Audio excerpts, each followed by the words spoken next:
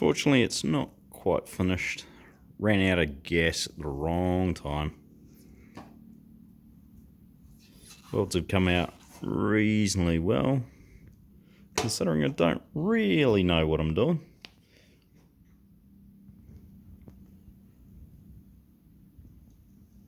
Not too bad for first time though.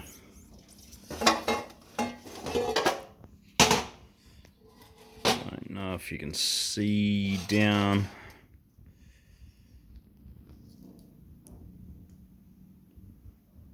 The ones on the inside have got no sugar in it, on it.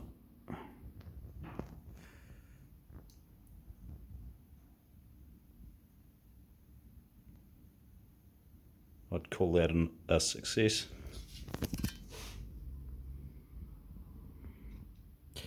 Oh, more gas tomorrow and finish her off.